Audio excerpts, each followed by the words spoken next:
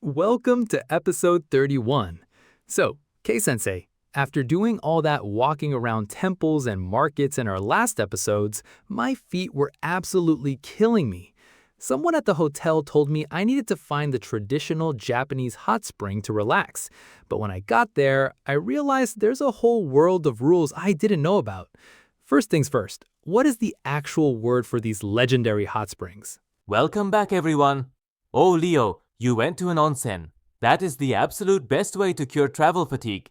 In Japanese, hot spring is onsen. It's usually natural volcanic hot water, and we love them. But yes, the etiquette can be a bit shocking for beginners. Shocking is the right word. I walked in and realized everyone was completely naked. No swimsuits allowed. But before we get into my panic, let's make sure our listeners can say this wonderful word correctly. Good idea. Take a deep breath and repeat after me. Onsen.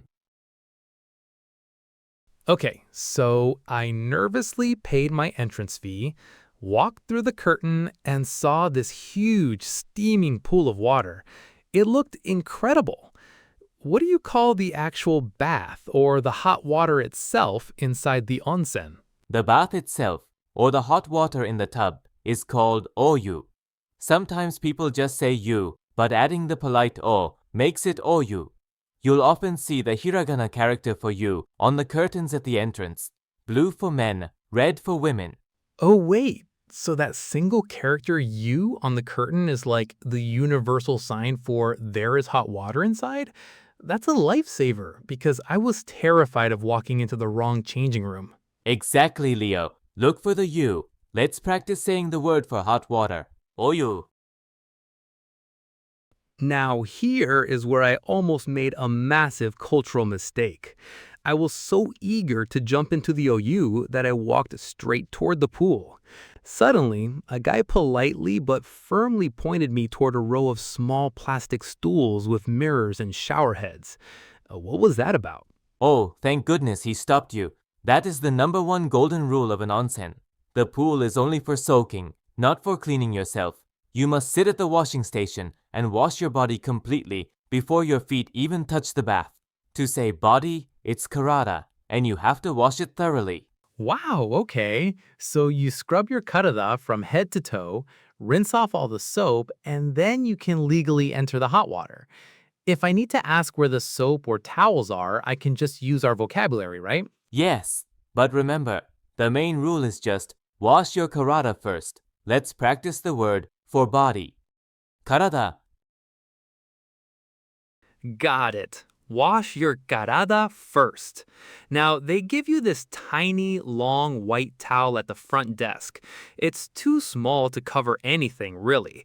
But I noticed everyone was walking around with it, and then when they got into the water, they folded it and put it right on top of their head. It looked hilarious. What is that towel called? Haha, yes, that is a tenugui, or just a small tauru. We put it on our head dipped in cold water to keep from getting dizzy in the hot oyu. And remember, never let your towel touch the bath water. Keep it on your head or on the side. Let's practice the word for towel. Taoru. You survived the hot spring, Leo. Before we finish our chat, let's do a quick review of your onsen survival kit. Ready? Hot spring. Onsen. Hot water. Oyu. Body. Karada. Towel. Taoru. I sat there with my taoru on my head, soaking in the oyu, and honestly, it was the most relaxed I've ever been in my life. Every traveler needs to try this. Thanks, Kei-sensei. Next time on episode 32, we're active again.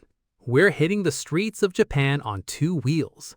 We'll learn how to rent a bicycle, a jitensha, and navigate the local rental shops and parking rules smoothly. Mata ne!